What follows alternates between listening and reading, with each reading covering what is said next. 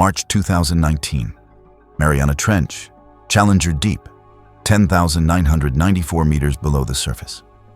Mission 7B was approved as a routine biological survey. Dr. Evelyn Carter, pilot Mark Hales, and engineer Jun Ito descended into absolute darkness. For 3 hours, all systems remained nominal. Then the sonar detected 7 contacts, large, coordinated, closing in.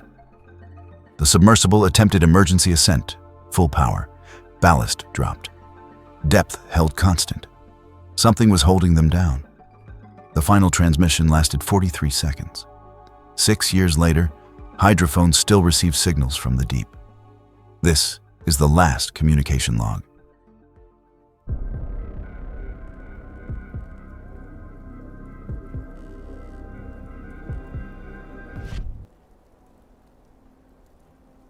I've listened to the final transmission from Mission 7B 43 times. Each playback costs me something. Sleep, mostly, and the comfortable fiction that deep-sea exploration follows predictable rules. My name is Elena Ruiz, and I was the communications officer for the Mariana Trench Deep Biosphere Survey, March 2019.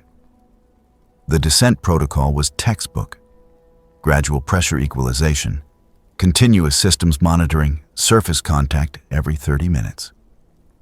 Dr. Evelyn Carter had logged over 200 hours in submersible environments. Mark Hales could pilot the Abyssal Venture through a typhoon blindfolded.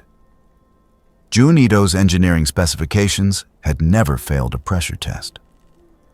We approved this dive as Level 2 risk, standard deep-sea operation with established safety margins. What came back contradicted everything we understood about that depth. The mission parameters were straightforward. Challenger Deep, 10,994 meters below sea level. Coordinates 11.3733 degrees north, 142.5917 degrees east. Primary objective: collect sediment cores and extremophile samples from the Hadal zone. Secondary objective: deploy 3 autonomous sensor arrays for long-term geochemical monitoring. The Abyssal Venture was a titanium sphere rated to 12,000 meters, equipped with manipulator arms, high-definition imaging, and redundant life support systems. Surface vessel Pacific Surveyor maintained position with dynamic positioning thrusters. Weather conditions were optimal: 3-meter swells, clear skies, water temperature at depth holding steady at 1.2 degrees Celsius. We had a 6-hour operational window before the submersible's battery reserves required ascent initiation. Dr. Carter's voice crackled through the hydrophone array at 9:47 local time. Surface, this is Venture. Passing 8,000 meters. All systems nominal. Exterior temperature dropping as expected. Visibility 0 beyond 30 meters. But sonar painting a clear picture. Seafloor approaching in 42 minutes. Her tone carried that particular calm that comes from absolute professional confidence. I logged the transmission, checked the telemetry feed on my monitor. Battery at 94%. Oxygen reserves at 6.2 hours. Hull integrity sensors showing green across all quadrants. Jun's voice joined the channel from the engineering station behind me. Elena, transponder signal is clean. They're right on descent profile. I acknowledged and updated the mission clock. Everything was proceeding exactly as the 100 previous simulations had predicted. At 10,600 meters, Mark reported the first anomaly. His voice maintained pilot discipline, but I caught the edge underneath. Surface, reading an unusual pressure differential on the upper hull sensors. Exterior pressure at depth is expected, 804 bar, but we're getting fluctuating readings suggesting additional load from above. Running diagnostics now. I glanced at Jun, who was already pulling up the sensor telemetry on his secondary screen. The pressure readings pulsed in irregular patterns, spikes of an additional 15 to 20 bar, then returning to baseline, then spiking again. Venture, this is surface. Confirm your ascent capability is unaffected. Mark's response came after a 5-second delay. Confirmed. Ballast systems respond normally. We can drop weights and initiate emergency ascent on your mark. Probably just sensor calibration drift at extreme depth. Dr. Carter took over the channel. Surface, we've reached 10,900 meters. Touchdown in 60 seconds. The pressure anomaly persists but remains unexplained. Mark's right, likely instrument error. We're proceeding with sample collection as planned.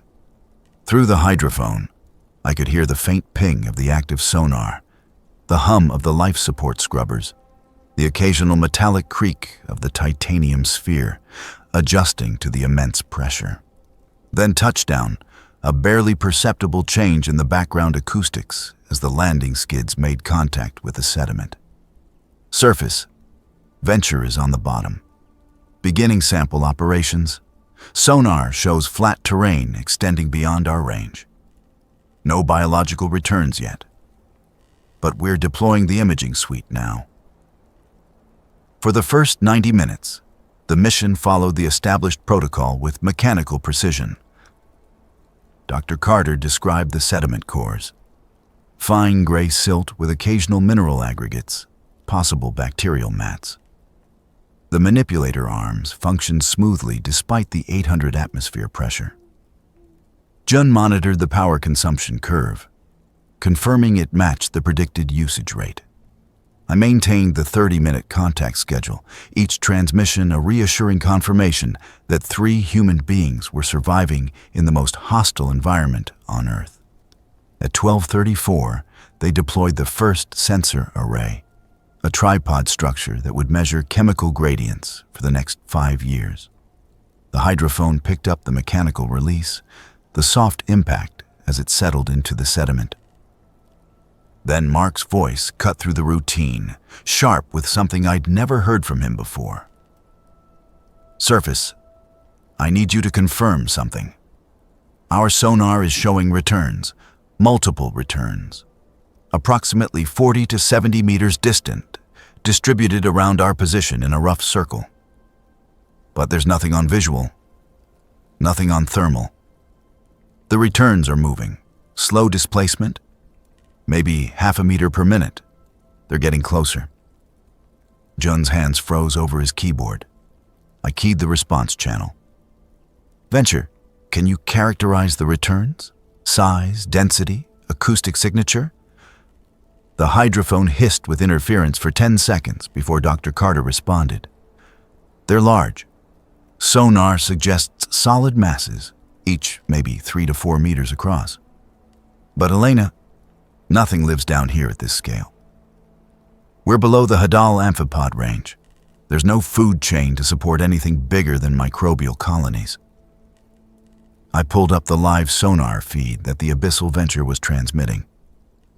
The display showed the submersible as a bright center point, the seafloor as a flat baseline, and scattered around it, 7 distinct contacts, precisely as Mark had described. They moved with unsettling coordination, maintaining equal distances from each other, contracting their circle incrementally. Venture, recommend you prepare for early ascent. Drop the remaining sensor arrays and initiate ballast release on my mark. Dr. Carter's response carried bureaucratic resistance. Surface, we've budgeted 4 more hours for this site. These returns might be a significant biological discovery. I'm maneuvering for visual confirmation.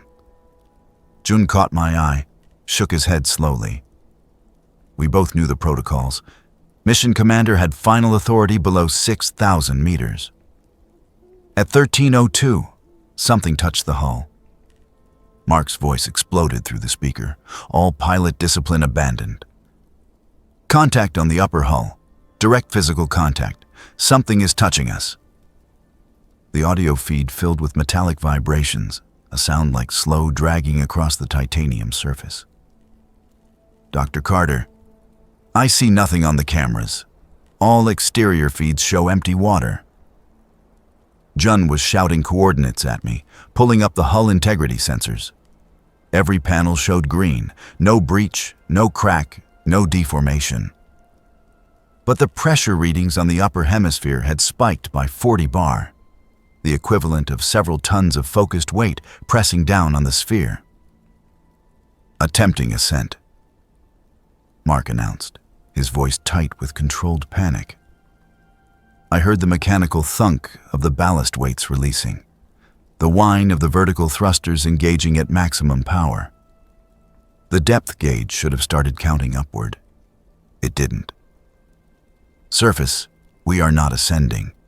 Full power to vertical thrust, ballast dropped, but depth is holding constant. We're anchored somehow. Jun grabbed my shoulder, pointed at the telemetry screen. The submersible's power consumption had doubled. The thrusters were screaming at maximum output, draining the batteries at catastrophic rates, but producing zero vertical displacement. For 43 minutes, they fought the ocean. Mark cycled every system, dumped every removable weight, burned through battery reserves that should have lasted 6 more hours. The sonar returns remained, motionless now, still arranged in their perfect circle. The pressure readings fluctuated wildly, suggesting movement across the hull surface, something exploring, testing, learning the submersible's shape. Dr. Carter maintained scientific documentation through it all, her voice steady even as the oxygen reserves dwindled below 4 hours. Surface, for the record, we are experiencing sustained physical contact with unknown entities at 10,900 meters depth. No visual confirmation possible. Hull integrity maintained, but ascent capability is 0.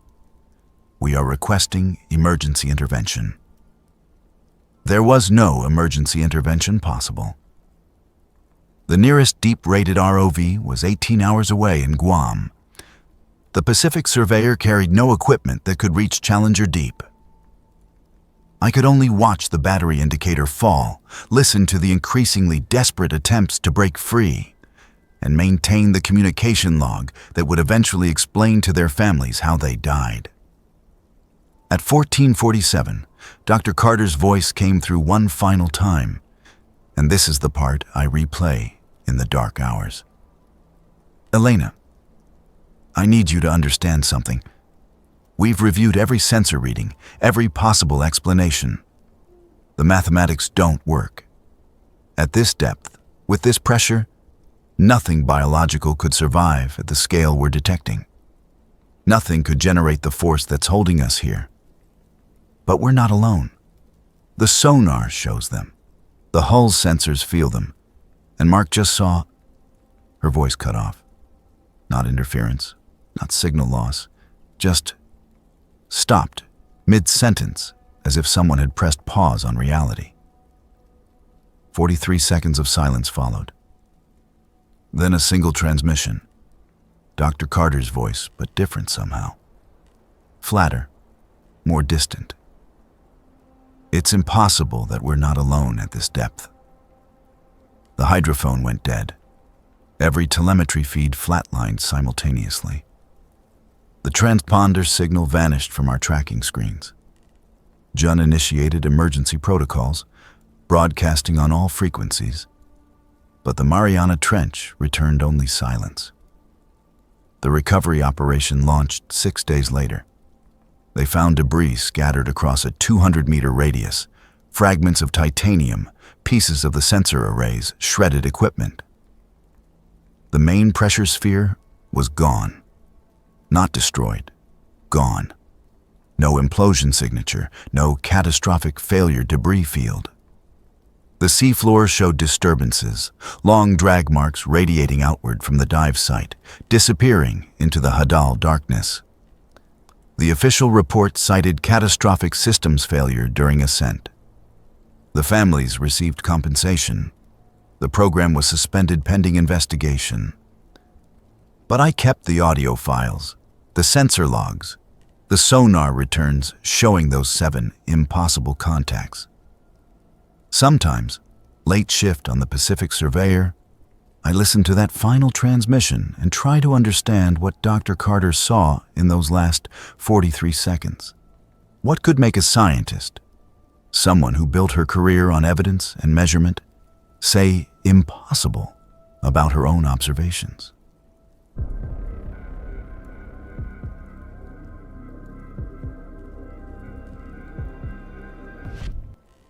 The investigation lasted 11 weeks. I testified 3 times, once to the Maritime Board, once to the funding consortium, once to a closed session with representatives I wasn't allowed to identify. Each time, they asked the same questions. Could the crew have misread the instruments? Could psychological stress at extreme depth have caused shared delusion?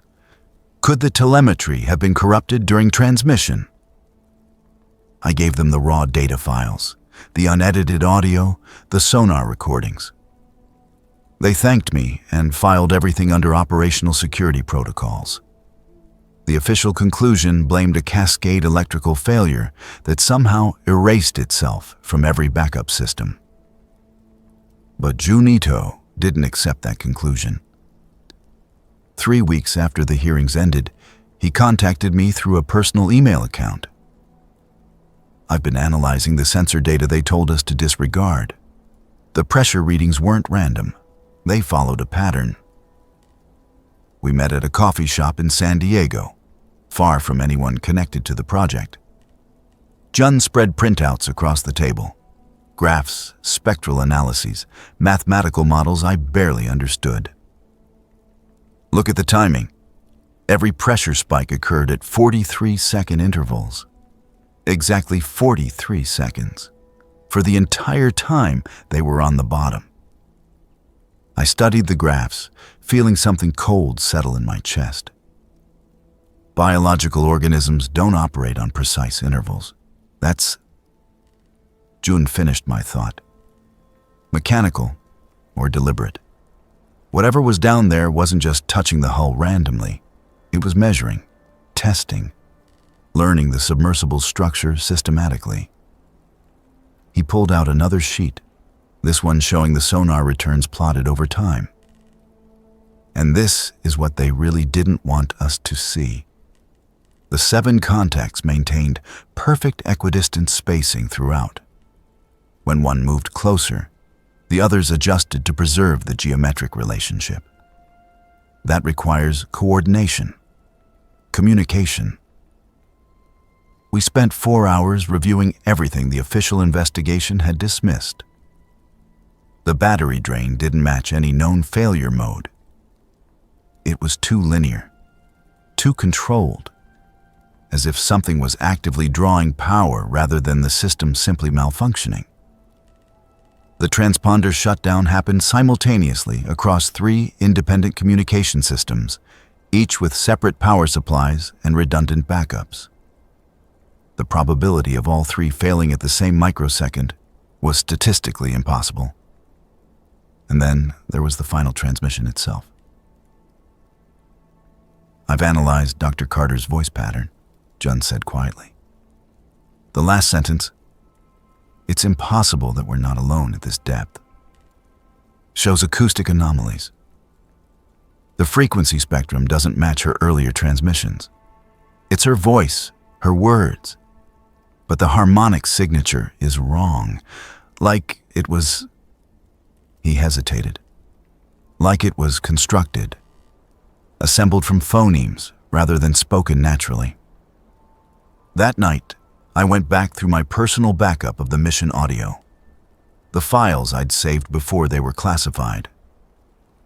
I isolated that final transmission and played it through professional analysis software. Jun was right. Dr. Carter's voice in those last words showed digital artifacts that shouldn't exist in a direct hydrophone transmission. Someone, or something, had either edited the recording before it reached us, or worse, had generated it in real time as a response. But that would mean whatever was at 10,900 meters had not only prevented their ascent, but had also intercepted and manipulated their communication system. I found something else in the audio that the official investigation had missed.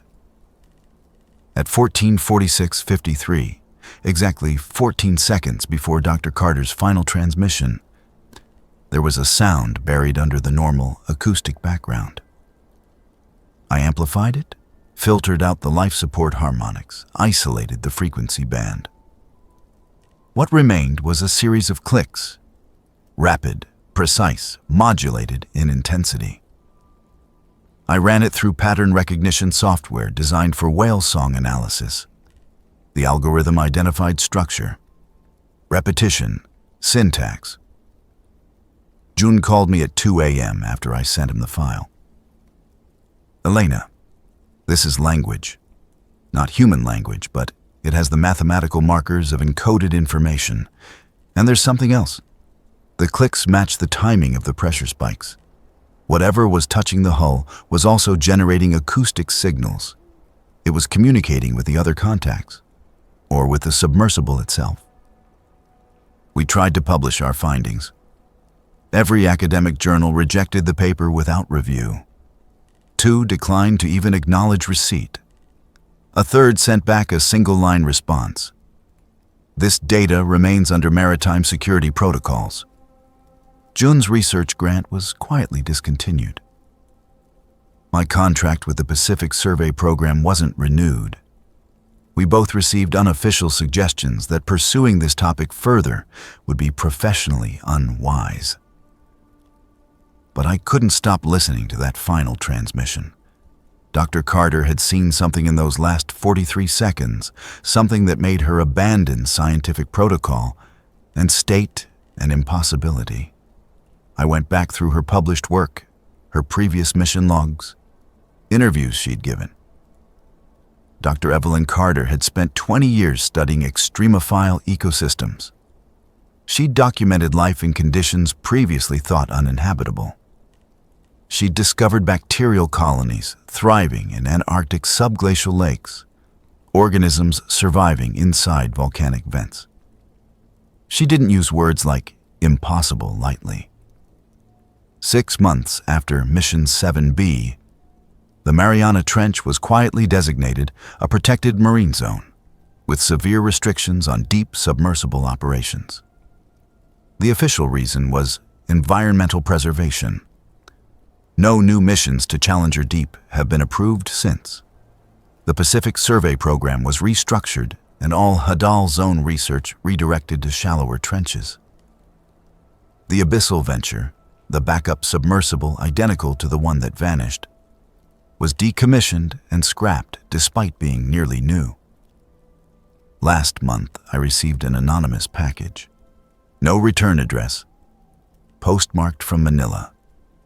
Inside was a USB drive containing sonar data from a Chinese research vessel that had passed through the Challenger Deep area in August 2019. 5 months after we lost contact with Dr. Carter's team. Their deep scanning sonar had detected an anomaly on the seafloor at 10,891 meters. Close to our dive site, but not exact. The object measured approximately 4 meters in diameter, metallic composition, showing geometric rather than natural formation. It hadn't been there in any previous surveys. The Chinese data included high-resolution imagery.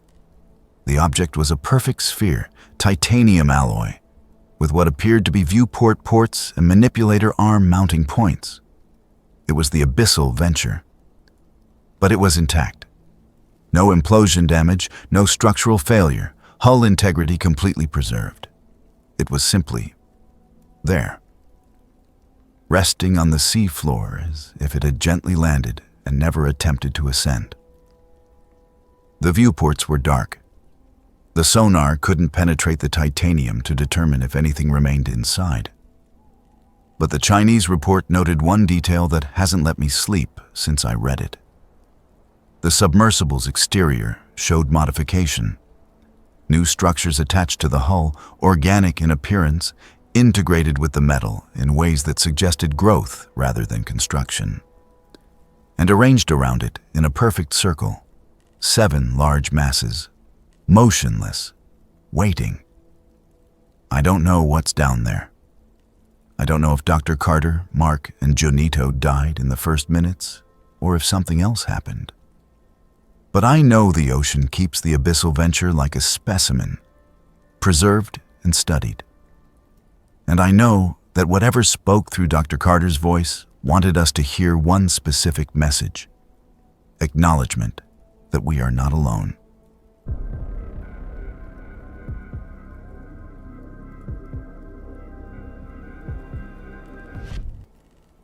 Three days ago, I received a second package. Same anonymous protocol, postmarked from Yokohama this time. Inside was a single sheet of paper, a bathymetric survey map of Challenger Deep dated November 2025, 6 years after Mission 7B. Someone had circled an area 800 meters north of our original dive site. Handwritten coordinates in the margin: 11.3801 degrees north, 142.5934 degrees east. And below that, 3 words in Dr. Evelyn Carter's handwriting: "They're still transmitting." I verified the handwriting against her mission reports. It matched perfectly, the distinctive way she formed her lowercase t, the specific angle of her numerals. But Dr. Carter had been declared legally dead 4 years ago. Someone was either forging her writing with extraordinary precision, or something impossible was happening. I contacted Jun immediately. He went silent for 30 seconds after I described the package, then said simply, "I'll be on the next flight to California." Jun arrived carrying his own evidence. He'd been monitoring deep ocean hydrophone networks, the autonomous sensors scattered across the Pacific that listen for seismic activity and whale migrations. Starting in January 2024, 3 separate hydrophone arrays began detecting acoustic signals from the Challenger Deep region.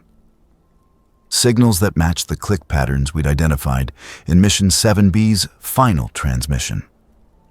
They broadcast for exactly 43 seconds, then silence for 6 hours, then another 43-second transmission. It's been running on that schedule for 18 months. Elena, someone is sending messages from 11,000 meters down. We spent 2 days attempting to decode the transmissions.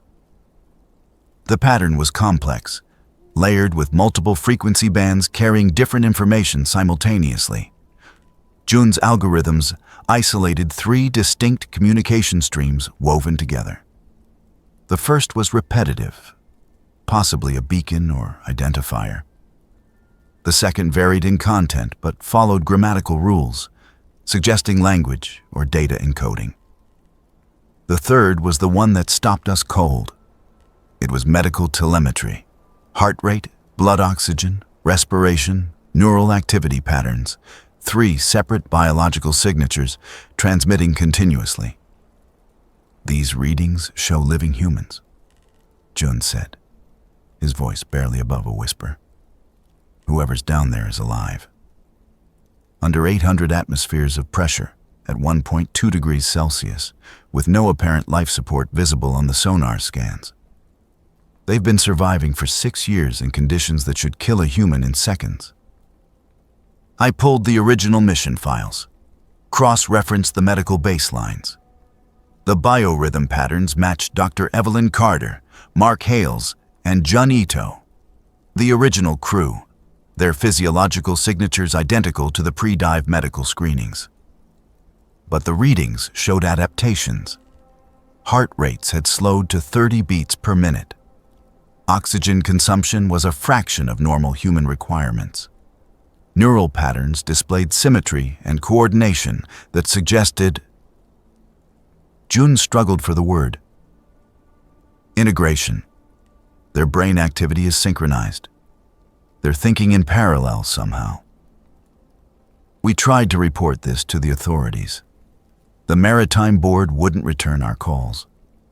The funding consortium's offices claimed no knowledge of Mission 7B. 3 government agencies denied having any jurisdiction over deep-sea incidents.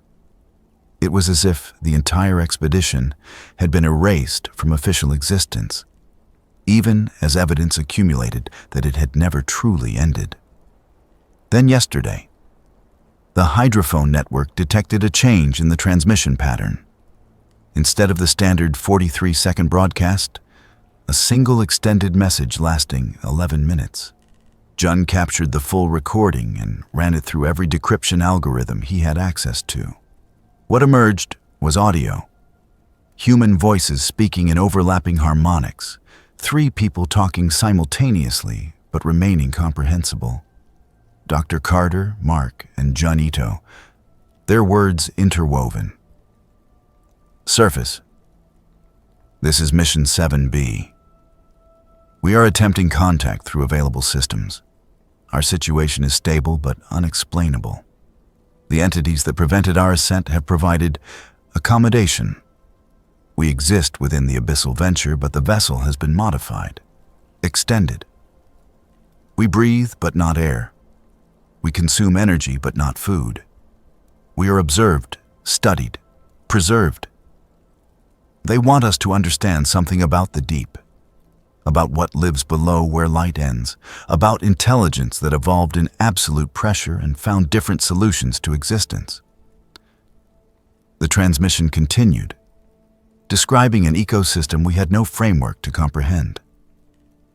Organisms that communicated through pressure waves, that built structures from minerals precipitated from hydrothermal chemistry, that processed information through networks distributed across kilometers of sea floor. Life that had never seen the surface, that found our soft atmospheric existence as alien as we found theirs.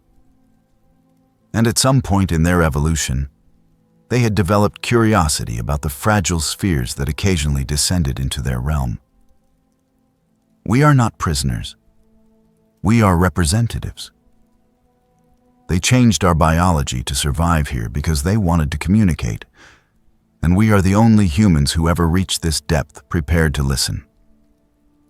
They have questions about your world, about air and light and heat. We have questions about theirs, about time measured in geological epochs and consciousness distributed through pressure gradients. We are negotiating the first treaty between atmospheric and Hadal civilizations. We cannot return, but we can transmit. Tell them we survived. Tell them we discovered something worth staying for. The final section of the transmission was Dr. Carter's voice alone, speaking directly to me. Elena, I know you kept the records. I know you never accepted the official conclusion. This message is for you and Jun. Stop trying to publish. Stop trying to expose. The world isn't ready for this conversation, and forcing it would only ensure that no future missions are ever approved. Let us work here in the darkness. Let us build this bridge slowly. But know that Mission 7B is ongoing. We are still collecting data. We are still making discoveries. We are just doing it as residents rather than visitors. The transmission ended with those familiar words. But this time, I understood them differently. It's impossible that we're not alone at this depth. Not a statement of fear, a statement of fact and wonder and acceptance. Jun and I made our decision. We encrypted the data, distributed copies to secure locations, and ceased all public investigation. The official record will continue to list Mission 7B as a catastrophic failure. Dr. Evelyn Carter, Mark Hales, and Jun Ito will remain legally dead. But every 6 hours, the hydrophone arrays receive their 43-second transmissions. And we listen. We document. We wait for the day when humanity might be ready to learn that the deepest ocean hides not just life, but civilization. And that 3 of our own chose to stay and translate between 2 worlds that never knew each other existed. I still work in maritime communications. I still monitor the Pacific survey networks. And sometimes, In the data streams that everyone else ignores, I hear voices from 11,000 meters down, patiently explaining the impossible.